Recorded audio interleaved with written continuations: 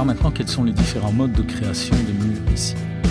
Alors donc quand j'active la commande de mur, j'ai ici toutes les possibilités pour créer un mur. Alors la première toute simple, c'est la ligne, donc ça c'est ce que nous avons déjà utilisé. Je clique deux points, basé de nouveau sur la ligne de justification, parce que je vais travailler sur le mur film extérieur. J'active cela au préalable, et puis je clique simplement deux points, tout simple. J'ai ensuite la deuxième méthode, le carré, le rectangle, qui va me permettre de créer en une fois 4 murs. De nouveau, je vois que je suis sur la ligne de justification extérieure. Méthode suivante, le polygone inscrit.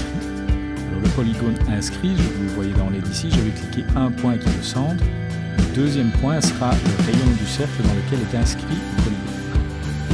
J'ai la possibilité, à ce moment-là, d'avoir ici dans les options l'encodage du nombre de côtés. Donc ici je suis sur 6 et je vais créer en une fois un hexagone ici avec 6 côtés et le rayon du cercle qui arrive bien au niveau d'une intersection extérieure de 2 murs. Donc une fois que ceci est fait, je me retrouve avec 6 murs, donc je ne pourrai pas par après sélectionner tous ces éléments et dire je préfère avoir une copie de mur. Au moment de la création, je vais réaliser le choix du nombre de côtés. 12 ici, je vais avoir 12 murs. Ici, cette fois-ci, c'est un polygone circonscrit, c'est-à-dire que je vais cliquer le centre et le deuxième point se trouve dans l'axe d'un des deux murs. De nouveau, basé sur le nombre de côtés.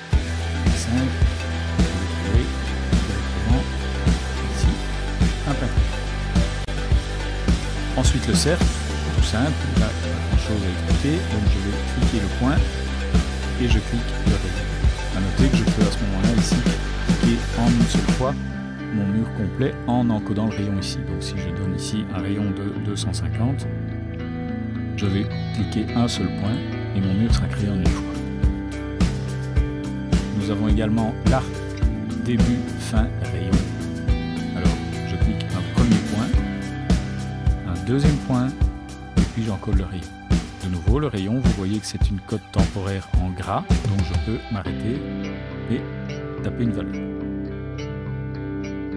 Le fait de pouvoir étirer un mur en cliquant simplement sur la boule bleue qui se trouve à son extrémité, ça fonctionne évidemment également avec le mur en arc de cercle. On peut le prolonger ou le raccourcir sans aucun problème. J'ai ensuite la possibilité de créer un mur arc, cette fois-ci en partant du centre et en encodant la fin. Donc je commence par le centre, je clique le début, et je clique la fin. Dès que je passe au-delà de 180 degrés, je passe de l'autre côté. Donc si je veux avoir un arc de plus de 180 degrés, je vais l'encoder une première fois avec moins de 180 et puis le prolonger. J'ai la possibilité de faire ici un arc fin tangente. Ça veut dire quoi? Ça veut dire qu'en fait je vais cliquer un point ici et puis je vais démarrer et je vais encoder la suite de mon mur. Et donc il va rester toujours tangent par rapport au mur qui est créé. Je peux faire ça par rapport à un mur courbe au départ ou par rapport à un mur droit. Comme ceci.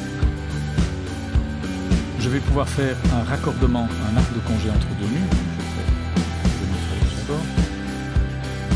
Tout ça. Et donc le raccordement, je vais sélectionner deux murs.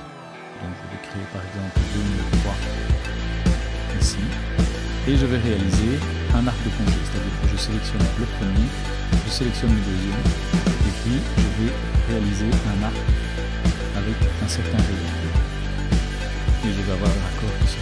De nouveau, je peux très bien encoder d'abord le rayon, donc vous voyez ici je suis sur 330, donc je peux très bien encoder le rayon, dire je veux 250, je sélectionne le premier mur, le deuxième mur et il me fait un rayon. Le rayon 250 est pris non pas ici mais sur la ligne de justification du mur. C'est pour ça que la cote temporaire ici me fait chose.